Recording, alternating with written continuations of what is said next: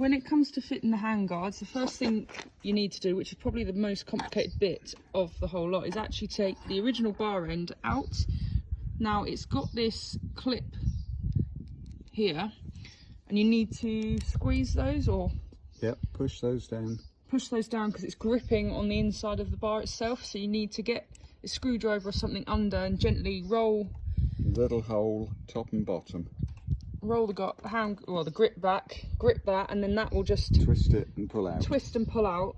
But it did take a little while for us to get to grips with that. So in the Barkbuster set, this all does come in separate parts, but we've actually taken it all off because someone has requested a video of this. So we're just going to show you one side. Ensure the tangs are in the grooves of the expander. Wind that in just so it touches. Then put the larger expander on, and that should all slide into the bars like that. And then just hold that. I will just get the Loctite. Now you might want to use Loctite because after a while some people have said known to come out that there is a bolt that is known to come out or rattle loose. So for safety, we're just going to put a bit of Loctite on it to hold it into place.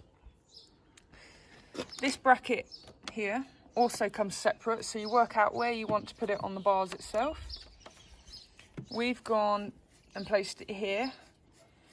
We've gone under the clutch cables, just because we found it was a bit tight sitting on top. So under on that side, which we then tighten up in 2 places, or try juggling.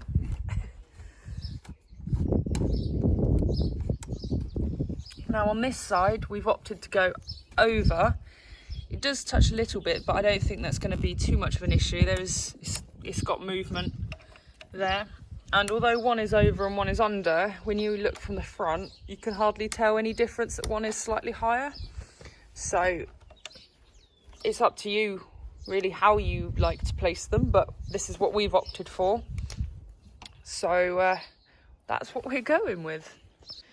The next step is to fit the plastic itself.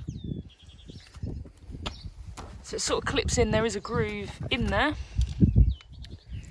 which it sits nicely, and then there are 2 screws. Yeah.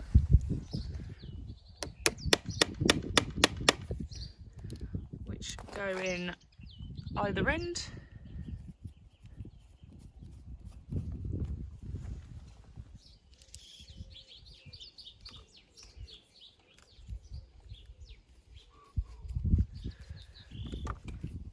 So they tighten up there, which again you can see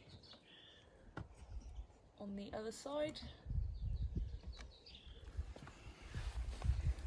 And that is basically them fitted, and repeat on opposite side. Yes. So as you can see, I know it's leaning over at the moment, but you wouldn't really tell much difference when it is stood upright. In the Barkbuster kit, it also comes with some added deflectors, which is optional to put it on, but we're going to put them on and try it anyway. It's not everybody's favourite thing in the world. So you can either have them low or high. The added deflectors just screw on with the 2 screws provided. So it's up to you where you place them, what height. Again, there's just some screw holes higher up if you wish to add them, or raise them I should say. But we're going to try it like this, just a little bit of a raise, and I'll see how I get on with them. So we've actually just noticed that by having them in this position, which is the lower position with the deflectors, the end of the clutch does actually touch the plastic. So we're just going to raise them up now so that it clears the clutch lever. It's not a problem this side, but we will raise them and leave them at that. Low position. That's the low position there with the deflector. and that's the high position. It's not everyone's cup of tea, but I'm going to give it a go whilst they're in the set, and they obviously do look better without, but we'll see how we get on. And